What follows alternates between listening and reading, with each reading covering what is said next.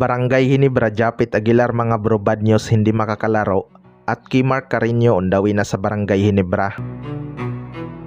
So maraming ang nakapansin na hindi naglaro si Japit Aguilar sa kanilang tune-up game laban sa Blackwater Bossing mga bro.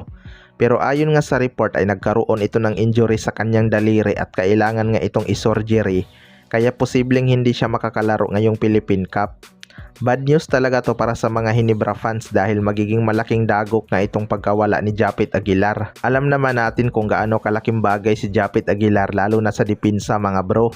Pero good thing naman to para kay Norbert Torres dahil posibleng siya ang kakain sa minuto ni Japit Aguilar. Chance na nga ito ni Norbert Torres na magpakitang gilas kay Coach Tim Con. Noon pa lang kasi mga bro, gusto na nga ito ni Coach Tim Con pero si Scotty Thompson nga ang kanilang kinuha dahil nagsuggest itong si Coach Olsen Rasila. Ngayon nga ay dapat patunayan ni Norbert Torres na hindi nagkamali si Coach Tim Con sa kanya. Pero panigurado mga bro, mararamdaman talaga nila ang kakulangan ni Japit Aguilar lalo na sa depensa sa ilalim. Wala na ngang ibang rim protector ang Barangay Ginebra.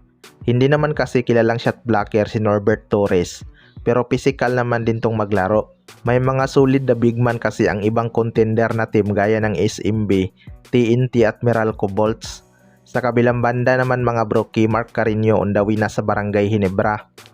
Ito ngang Barangay Ginebra ay may problema sa kanilang center position mga bro, matapos magka-injury si Japit Aguilar. Isa nga daw sa kanilang mga tinitingnan ay itong sentro ng Tiraperma Jeep na si Keymark Carino.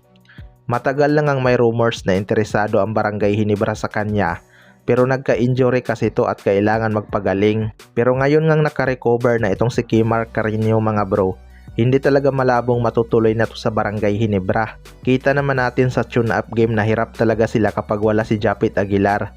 Malaking advantage talaga kapag nakuha nila ang 6'9 na si Keymark Carino. Panigurado hindi nila gaano iindahin ang pagkawala ni Japit Aguilar. Kapansin-pansin din mga bro na parang nagkakalaman na ang katawan nitong si Keymark Carino, kaya siguradong lumalakas din ang katawan nito sa banggaan. Pwede ngang ipalit nila sa Tiraperma Jeep si Maverick Ahanmisi mga bro.